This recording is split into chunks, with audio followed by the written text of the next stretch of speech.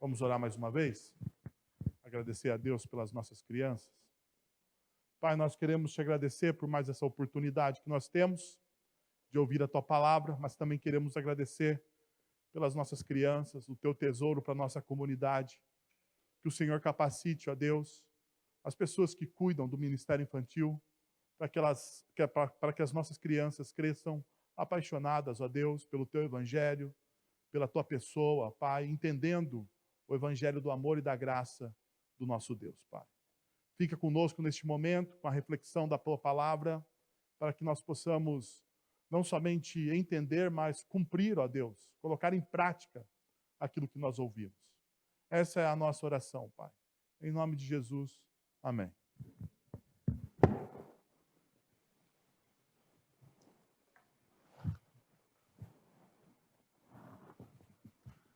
Boa noite, meus irmãos, minhas irmãs, os nossos irmãos que nos acompanham pelas redes sociais. Deus muito os abençoe. Aproveitando o privilégio da palavra, também trazer uma palavra de gratidão a Deus pela vida dos presbíteros, todos eles que têm se dedicado nesse labor, não somente os nossos presbíteros aqui da nossa igreja, mas os nossos irmãos presbíteros norte, sul e leste e oeste do nosso país, irmãos queridos que têm sustentado a nossa igreja. E convoco a igreja também, em nome de Jesus, para que nós oremos por novos presbíteros, para que os jovens possam se sentir despertados e inspirados, porque o tempo da nossa vida passa, Certo, irmãos presbíteros? Estamos envelhecendo, Eu não parece, mas já estou no meu 6º mandato, então, de oficial e 5º de presbítero, acho que é 5º, até perdi a conta. Então o tempo passa, que os mais jovens possam se sentir desafiados a nos substituir no futuro, Entender as implicações, as responsabilidades disso, Irmão, ser presbítero é uma vida de dedicação à igreja. 24 horas por dia, a nossa preocupação, a nossa oração, o nosso preparo, as atribuições e as demandas do nosso ofício. Quer seja na igreja local, nos concílios da igreja. Por isso, isso demanda tempo, dedicação e renúncia da nossa família. As nossas esposas, os nossos filhos têm menos de nós, porque nós estamos servindo a igreja. Por isso que os irmãos orem pelos presbíteros, não somente os daqui, e também orem para que os jovens se sintam despertados como um dia nós fomos, e possam, sendo despertados, se preparem por uma tarefa que exige. O governo da igreja exige conhecimento, exige dedicação, exige responsabilidade. Somos nós, presbíteros, que cuidamos da igreja, que pastoreamos a igreja, que escolhemos aqueles que nos ensinam. Tarefa muito responsável. Por isso, a nossa gratidão a Deus pela vida dos presbíteros. Vamos, meus irmãos, ler o Salmo 119, 153 a 160. E de maneira particular, este texto que leremos nos permite que possamos destacar aspectos gerais de todo o Salmo 119 e que são importantes para que nós possamos ter um pleno entendimento de tudo aquilo que o Salmo 119 nos ensina. Vamos então à leitura, Salmo 119, 153 a 160. Assim nos diz o texto sagrado: olha para o meu sofrimento e livra-me, pois não me esqueço da tua lei. Defende a minha causa e resgata-me, preserva a minha vida conforme a tua promessa. A salvação está longe dos ímpios, pois eles não buscam os teus decretos. Grande é a tua compaixão, Senhor, preserva a minha vida conforme as tuas leis. Muitos são os meus adversários e os meus perseguidores, mas eu não me desvio dos teus estatutos. Com grande desgosto vejo os infiéis, que não obedecem à tua palavra. Vê como amo os teus preceitos, dá-me vida segundo o teu amor leal. A verdade é a essência da tua palavra. E todas as tuas justas ordenanças são eternas. Vamos orar mais uma vez, meus irmãos? Senhor, em nome de Jesus, nós queremos te buscar nessa hora e rogar para que o Senhor venha abrir nossa mente, o nosso coração, nos capacitando para compreender a tua palavra, Senhor. Para que a tua palavra possa fazer sentido em nossas vidas e que no dia de amanhã ela possa iluminar e guiar os nossos passos de tal forma que possamos ser guiados pelo ensino da tua palavra em nossas vidas. Que as nossas escolhas, que as nossas ações e reações manifestem o ensino da tua palavra em nossas vidas, isto é, os sinais visíveis de que somos teus filhos e tuas filhas, sinais visíveis da presença do reino de Deus, através do nosso testemunho como filhos do Senhor. Que o Evangelho seja uma realidade presente nos ambientes em que nós vivemos, porque o nosso testemunho é verdadeiro. Por isso nós rogamos a Ti, que Tu fales aos nossos corações. De maneira especial eu oro pela vida dos nossos irmãos presbíteros, que têm servido a Tua igreja, não somente os nossos irmãos presbíteros desta igreja, mas os irmãos presbíteros da nossa querida Igreja Presbiteriana do Brasil. Que o Senhor sustente suas vidas, suas famílias, e que eles possam ser achados diante de Ti fiéis, para aquilo que o Senhor os chamou e os vocacionou, para cuidarem da igreja de Cristo Jesus. Esta é a minha oração, em nome de Jesus. Amém. A declaração de fé do salmista é a seguinte: a verdade é a essência da tua palavra. Vivemos em dias, meus irmãos, onde são muitas verdades apresentadas. Aliás, verdades particulares. Cada um tem uma verdade. Cada um tem uma forma particular, peculiar de compreender a vida.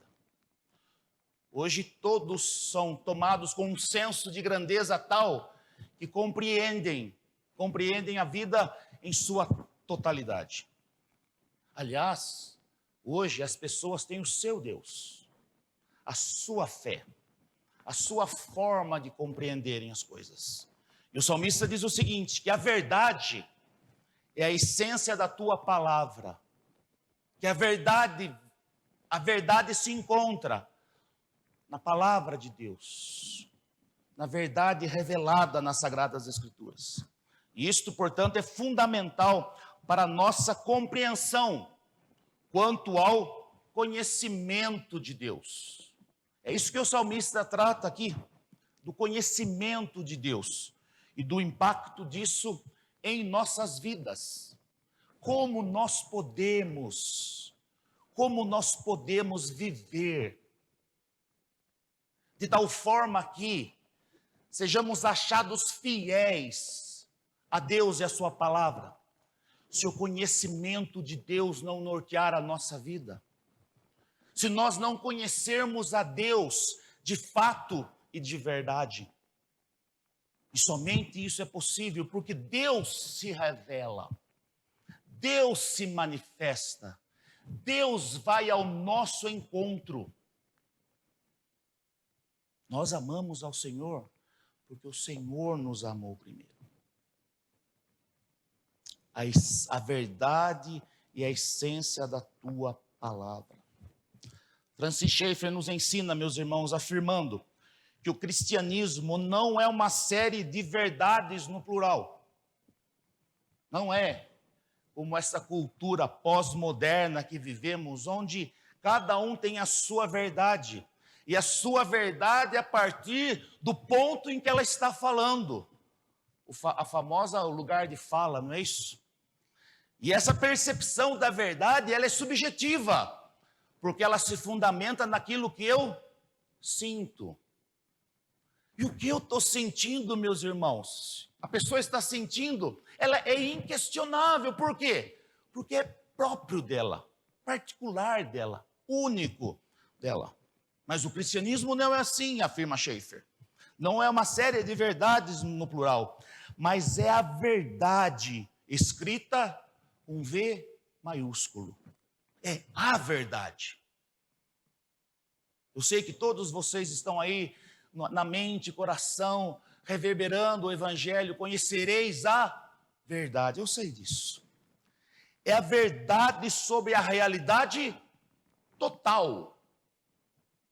Nada foge ao âmbito dessa verdade revelada nas Sagradas Escrituras. É a realidade total. Não apenas sobre assuntos religiosos. Um grande erro de muitos cristãos isso. Essa separação entre o sagrado e o profano. As coisas de Deus são para essa realidade, mas lá fora só Deus sabe. O cristianismo bíblico é a verdade concernente à realidade total. Todas as coisas, tudo. É a propriedade intelectual dessa verdade total. E então, vive-se segundo essa verdade. Schaeffer era um apologeta. Era um homem que compreendeu o seu tempo. Compreendeu os desafios do seu tempo. Compreendeu a forma de anunciar o Evangelho para uma geração totalmente apóstata, ateia, distante de Deus. Então, o cristianismo, ele apresenta a verdade revelada nas Sagradas Escrituras, como Schaeffer diz, a verdade com V maiúsculo. Salmo 119, portanto, apresenta de três maneiras recorrentes, apresenta de maneira recorrente três perspectivas, então, como eu disse, aspectos gerais que nos ensinam a compreender todo o Salmo. A centralidade normativa das Escrituras. A única verdade que vai guiar as nossas vidas. Que vai guiar as nossas ações. Que vai guiar as nossas escolhas. Que vai formar uma visão de mundo bíblica em nosso coração e nossa mente. Ela é normativa. Normativa. Isso é central para o salmista. Ele olha também para a palavra como norma, regra de fé e prática, mas ele olha para a realidade também. Não é desconexão. Nós vivemos num mundo com todas as suas implicações. O salmista viveu as realidades do seu tempo. Nós vivemos a realidade do nosso tempo. Nós não estamos aí desconectados da realidade. Os desafios, as demandas próprias do nosso tempo. E a nossa oração é a oração dos filhos de Isacar. Vocês lembram da oração deles? Eles tinham a capacidade do quê? De compreender os tempos.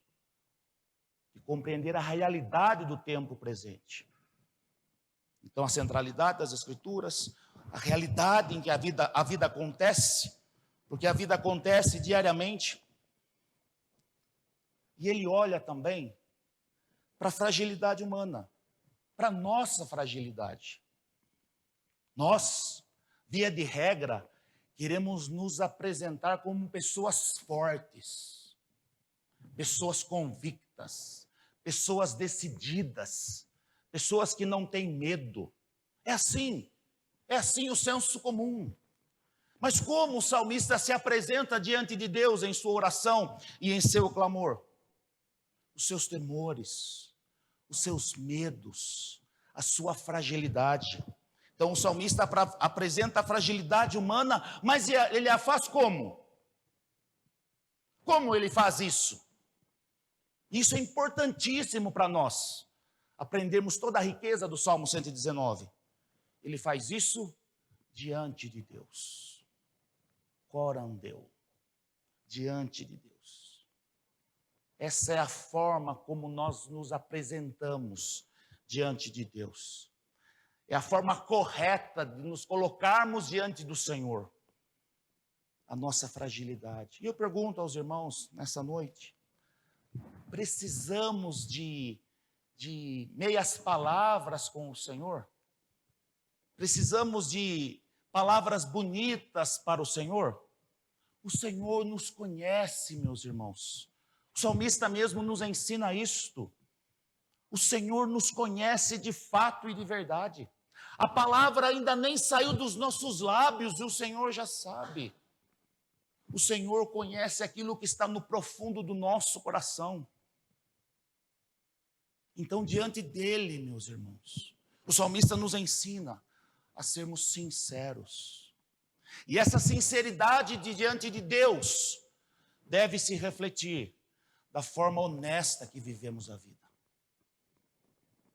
Nós vivemos em dias da escravidão das redes sociais, da escravidão da vida de aparência. Aqui entre nós, ninguém quer ter foto feia mais. Eu tenho uma foto bonita para colocar no meu Instagram. Não é assim que a gente pensa? Tirei uma foto, for numa festa, coloquei uma roupa bonita, o que a gente faz? Tira uma foto e posta no outro dia. Mas o salmista nos ensina a sermos sinceros diante de Deus, a apresentarmos a nossa fragilidade. Nós somos frágeis, meus irmãos. Nós somos frágeis. E também 3 movimentos do salmista. Primeiro movimento, o movimento em direção aos mandamentos, como eu já disse. Em direção à lei de Deus. O conhecimento revelado nas Sagradas Escrituras determina a formação doutrinária dos discípulos de Cristo. E o que isso significa? Que nós respondemos às demandas do nosso tempo, buscando os saberes da palavra de Deus. É a resposta nossa ao questionamento do nosso tempo. Isso é necessário? É necessário? Não está tudo já definido? É necessário? Claro que sim. A vida tem demandas. A vida gera questionamentos. E como nós podemos responder a isso? O conhecimento revelado nas Sagradas Escrituras determina a formação doutrinária dos discípulos de Cristo. E nós já aprendemos aqui que doutrina não é abstração ou só conhecimento intelectual. É a palavra de Deus sendo vivida na realidade do dia a dia.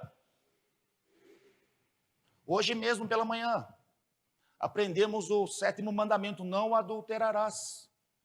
Falamos sobre pureza sexual, homens e mulheres vivendo a vida, com a sua vida pura e reta diante de Deus. Isso é a doutrina sendo aplicada à vida. Sendo aplicada quando eu pego o meu smartphone e faço o quê?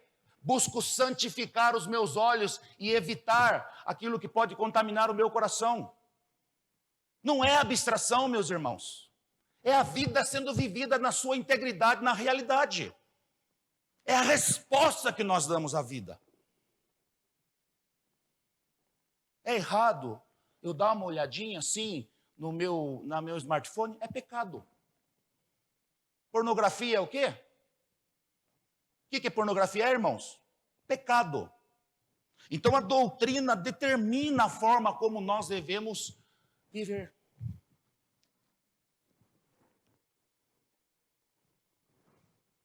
Segundo movimento, em direção à palavra, em direção à realidade e os desafios da vida.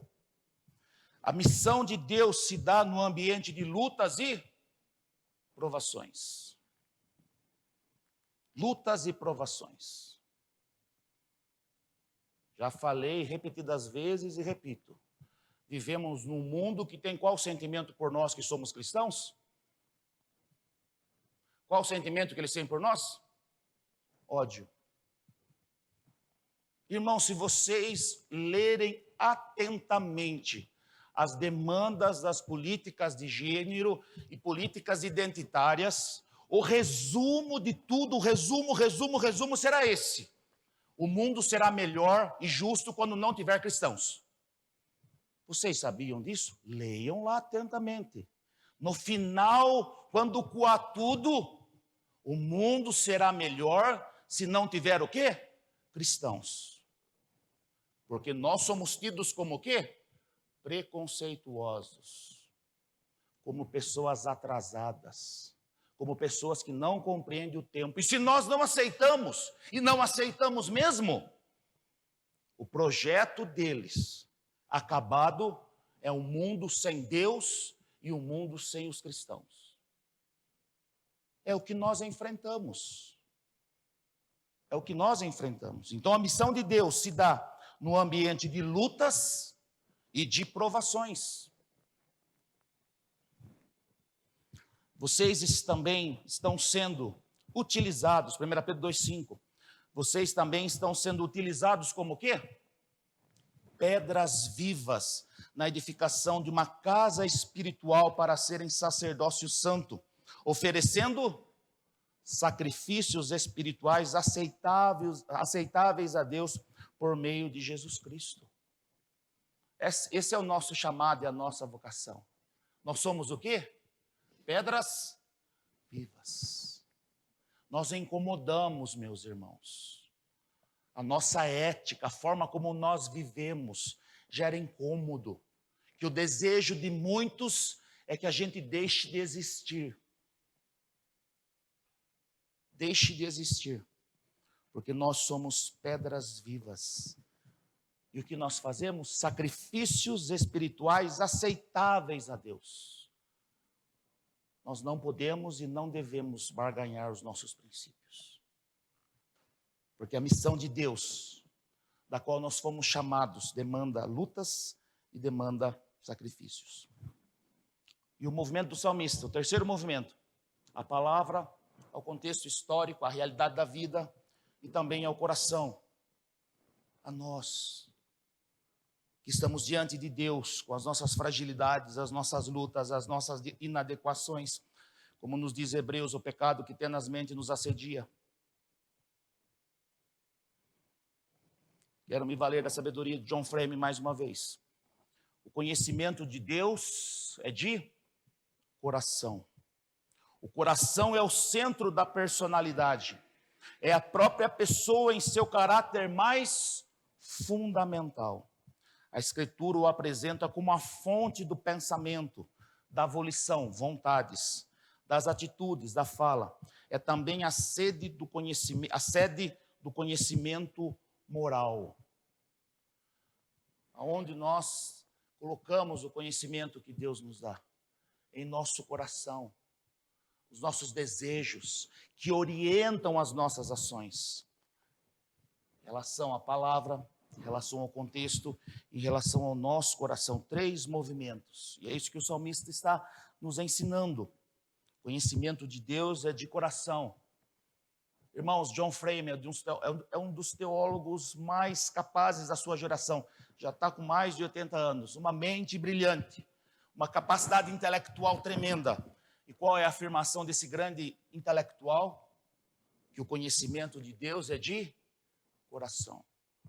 Me recorda, meus irmãos, os instantes finais da vida de Herman Bavinck, já que ele teve um AVC, já para morrer, nos instantes finais da sua vida, Herman Bavinck escreveu uns documentos mais grandiosos da história da tradição reformada, que é a sua dogmática da igreja.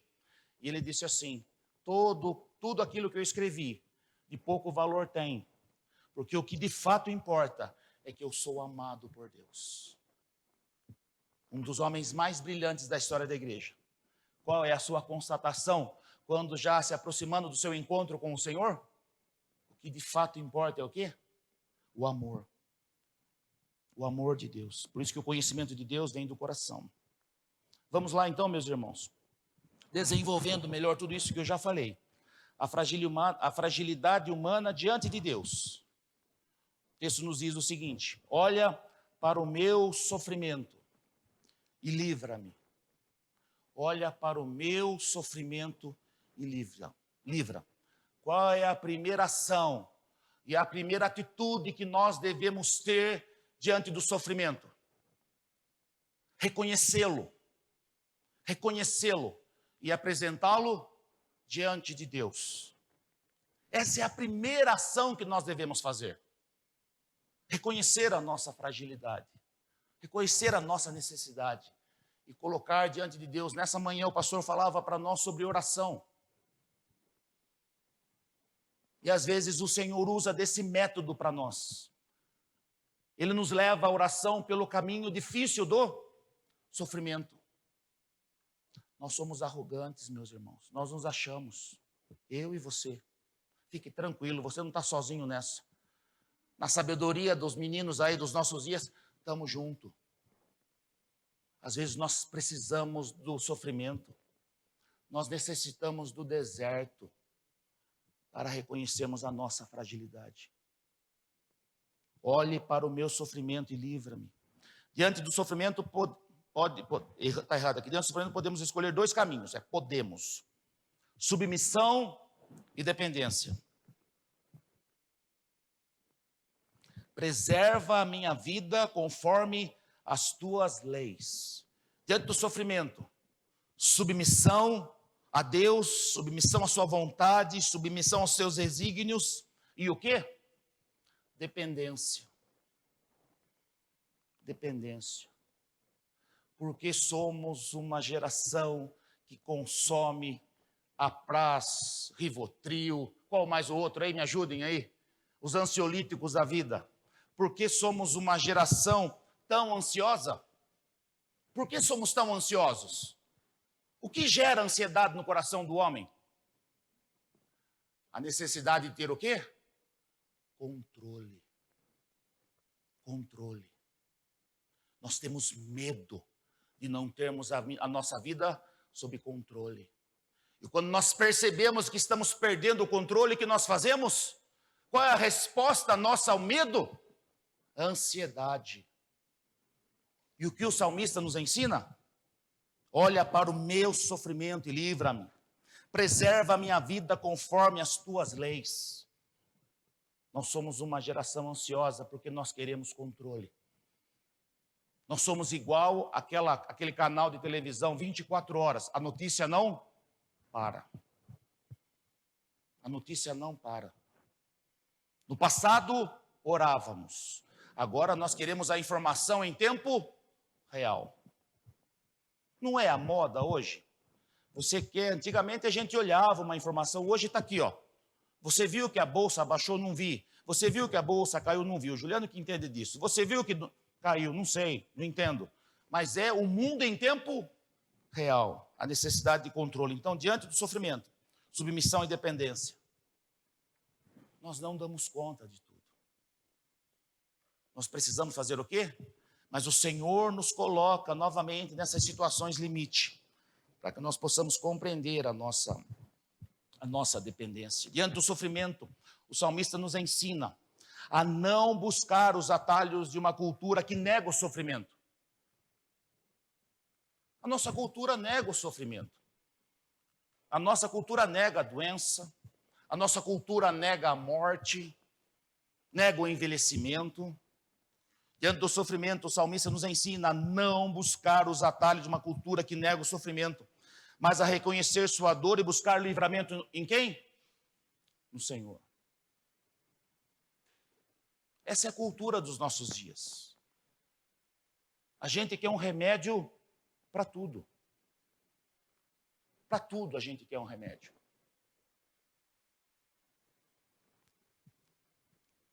Diante do sofrimento, como tem sido a resposta de vocês, meus irmãos? Como tem sido a nossa resposta? Temos orado o Salmo 121, diante do sofrimento. O pastor tem falado para nós que a nossa oração revela o nosso conhecimento da palavra de Deus, revela a nossa intimidade com Deus. Ficaram buscando na memória o Salmo 121? Ou já tem todo dia orado ele? Eleva os meus olhos para os montes, o meu socorro, que fez o céu, louvado seja Deus. Pastor, estão orando os salmos, aleluia. Somente a graça de Deus, John Frame mais uma vez nos ajudando, somente a graça de Deus, que nos restaura a partir do coração, pode restaurar em nós o conhecimento de Deus que pertence aos servos pactuais de Deus. O conhecimento é correlativo a obediência. Uma implicação desse fato é que o conhecimento que o crente tem de Deus, preste atenção agora, pare tudo, que o conhecimento que o crente tem de Deus é o quê?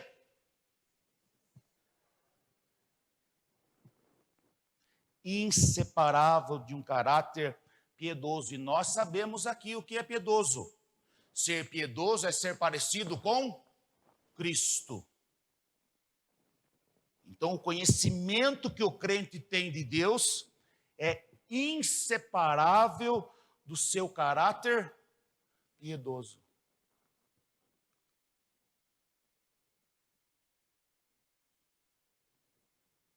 Se não conhecemos o nosso Deus, é porque nós não temos uma vida coram Deus, uma vida diante de Deus.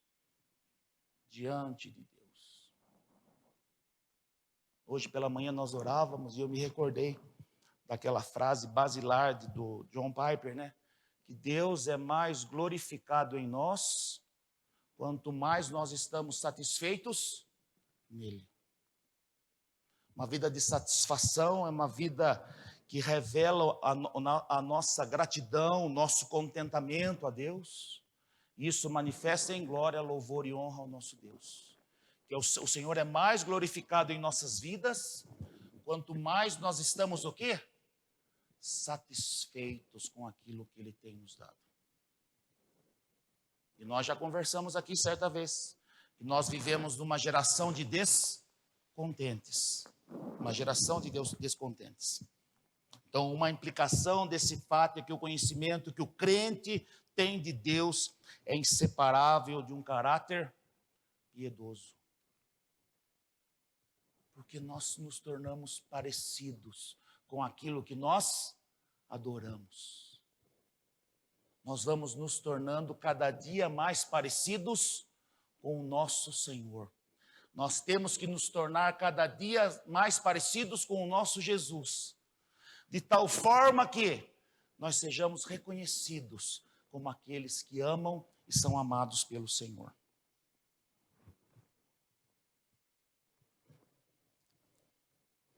Eu estou apanhando aqui, sabe, irmãos, com o meu smartphone, com o meu tablet, mas a gente vai. Negação e autonomia. A segunda resposta ao sofrimento. Que não obedecem à tua palavra. Várias vezes já conversamos sobre isso. O nosso relacionamento com Deus se baseia de duas formas: obediência ou desobediência. Ou o homem caminha em obediência a Deus, ou ele caminha em desobediência. Não tem my way. Não tem meu jeito. Ou eu vivo em obediência ao Senhor, ou eu estou em desobediência. E desobediência é um estado de pecado.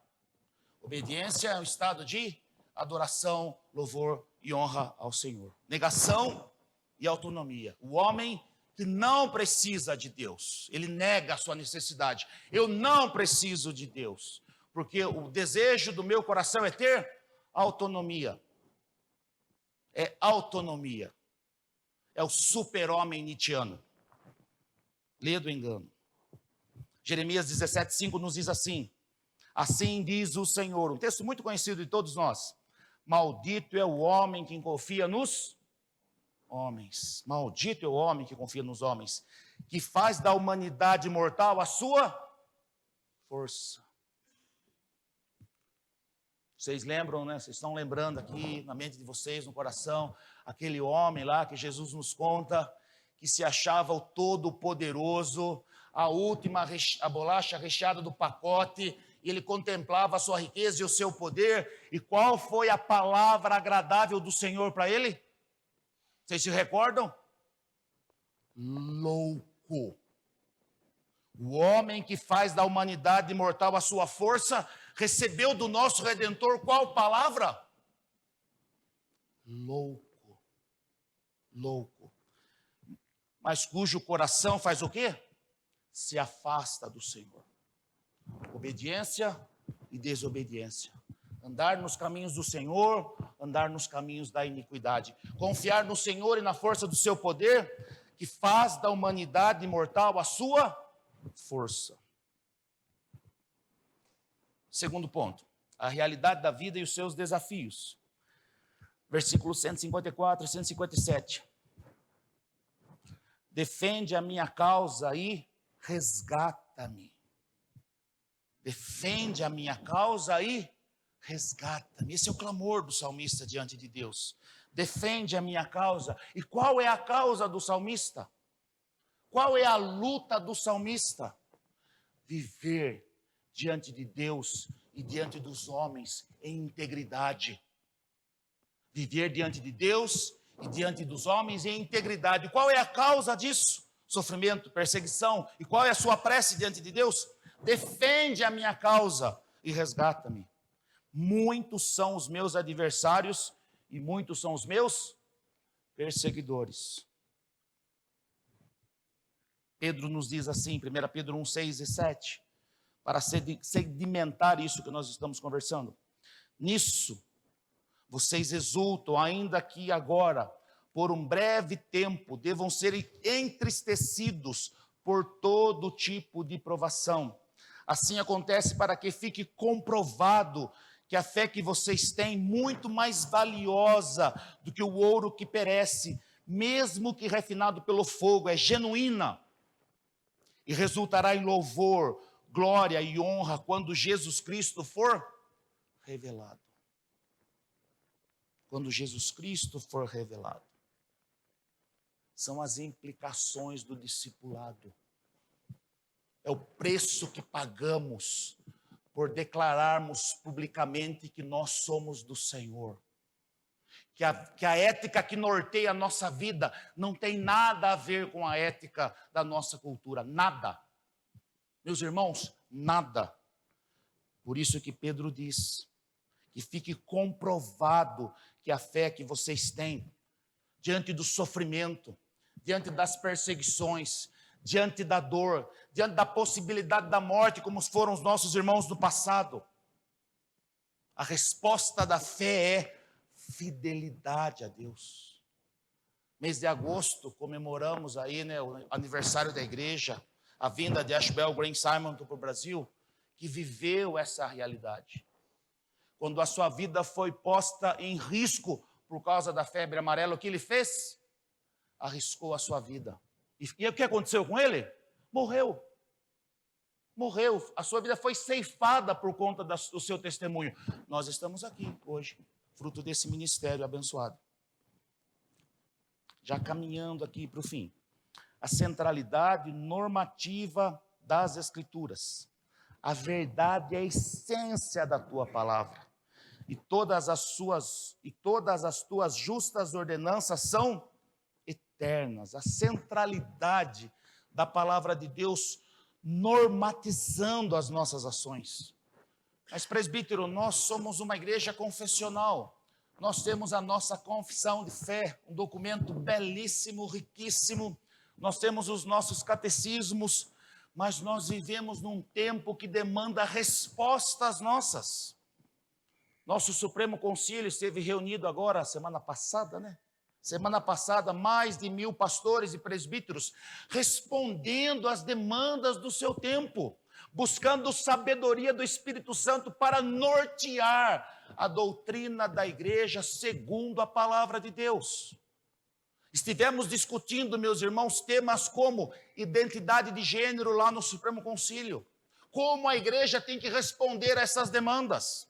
Estivemos discutindo a questão da homossexualidade lá no Supremo Concílio. Como nós temos que nos relacionar com essa realidade enquanto igreja. Estiveram falando sobre a questão da política e a igreja.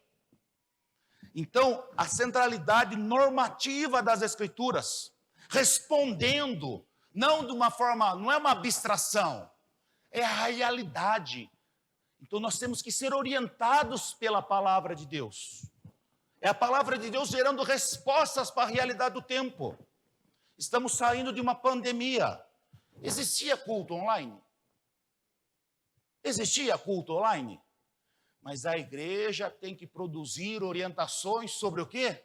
Sobre esse tipo de manifestação. Batismo online, ceia online, não sei. Os nossos pais no passado não enfrentaram isso, mas nós estamos enfrentando. Eu imagino, meus irmãos, problema dos pastores e dos presbíteros, mas um irmão, uma pessoa transgênera se converte. O Espírito Santo transforma a sua vida. Era João, entra na igreja como? Maria, e uma Mariona mesmo. E nós vamos ter que responder. Por isso, o salmista nos ensina que a verdade, a essência da tua palavra e todas as suas justas ordenanças são o quê? São eternas. A palavra é viva, porque ela está inserida num contexto histórico específico nosso hoje. Nós gostamos tanto de C.S. Lewis, o pastor sempre cita C.S. Lewis, e todo mundo cita C.S. Lewis. Uns amigos brincam que C.S. Lewis é deuterocanônico, né? É quase canônico aquilo que ele escreve, mas ok, não concordo, mas fica a brincadeira. C.S. Lewis escreve sobre os cristãos em tempos de guerra. Os nossos irmãos cristãos no tempo da guerra tiveram que responder essa realidade, sendo orientados pela palavra de Deus. Não é abstração, ela é viva, ensinando a sua igreja, orientando a igreja, fazendo com que a comunidade de fé construa doutrinas relativas aos desafios do tempo presente. Novos desafios. E aqui quero me valer de um cara muito, muito bom para isso, Kevin Van Hooser. E a sua hermenêutica canônico-linguística. Eu olho para a realidade, mas a resposta, a fonte de todos os saberes vem das Sagradas Escrituras. Olha o que ele nos diz. A igreja é bíblica. Nós, a igreja bíblica. Portanto, quando procura incorporar as palavras no poder do Espírito e se tornar assim um comentário vivo. Irmãos, as comunidades de fé, elas são comunidades que interpretam a palavra de Deus. Nós, como presbiterianos, à luz da palavra de Deus e à luz dos nossos símbolos de fé, mas nós somos uma comunidade que interpreta a palavra de Deus. Somos uma comunidade hermenêutica. Um comentário o quê? Vivo. Vivo. Desse modo, ela não é constituída apenas pelo povo do livro, mas é também a interpretação vivida do livro. Nós, enquanto comunidade de fé, somos essa comunidade que vive, que interpreta a palavra de Deus na realidade na qual o Senhor nos colocou. Quando você está trabalhando lá com os seus vizinhos, na vida, a palavra de Deus sendo interpretada através do seu testemunho. É isso que Van Hooser está nos ensinando. A igreja é bíblica. Isso é feito no poder do Espírito Santo, de tal forma que nos tornamos comentários vivos da palavra de Deus. Caminhando por fim já, meus irmãos, me valho da sabedoria de Anselmo de Cantuária, para nós aplicarmos, refletirmos em nossas vidas nessa noite. A palavra guiando as nossas ações de maneira normativa. As nossas demandas são respondidas, as nossas dúvidas são esclarecidas à luz da palavra de Deus. Os desafios do tempo presente, nós não estamos à nossa própria sorte. O Senhor está conosco e nós estamos numa comunidade de fé. E o Senhor compreende o nosso coração, as nossas limitações, as nossas mazelas, a nossa fragilidade. E nós reconhecemos isso e queremos viver isso para a glória do Senhor. Anselmo de Cantuária faz a seguinte oração: ensina-me a buscar-te. Ensina-me a buscar-te. Mostra-te a quem te busca. Porque não posso buscar-te se não me ensinas o caminho. Eu não posso buscar o Senhor se o Senhor não se revelar a nós. É o Senhor que se revela a nós. Me ensinas o caminho. Não posso encontrar-te se não te mostras a mim. É com amor eterno que o Senhor vem ao nosso encontro e com benignidade nos resgata. O Senhor se revela a nós. Que eu te busque como? Que eu te busque como? Desejando-te. que eu te deseje te buscando, que eu te encontre amando-te, que eu te ame encontrando-te. Nós possamos refletir nisso, meus irmãos. Princípios basilares para compreendermos a sabedoria do Salmo 119.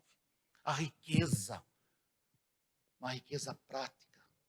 Aquilo que o pastor tem nos ensinado, que produz sabedoria. Sabedoria. Nós não somos os tolos. Nós somos aqueles que somos achados sábios porque vivemos segundo a palavra de Deus.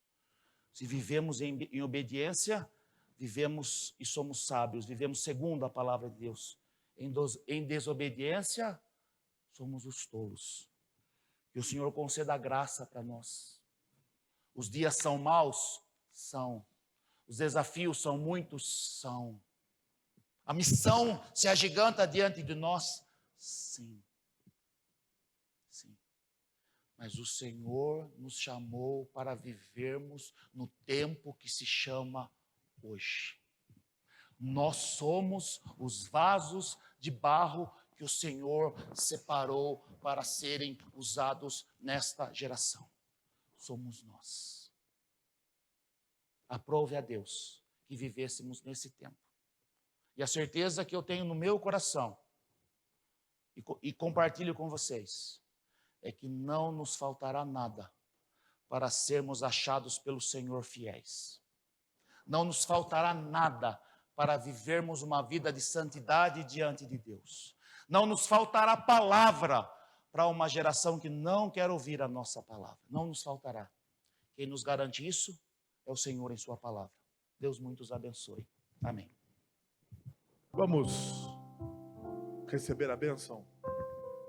Agora, irmãos, que a graça de nosso Senhor e Salvador Jesus Cristo, o amor de nosso Deus e Pai, o conselho, o consolo, o poder e a ação do Santo Espírito de Deus estejam sobre vocês agora e pelos séculos dos séculos. Amém. Deus abençoe. Uma excelente semana no poder e na graça de Cristo Jesus.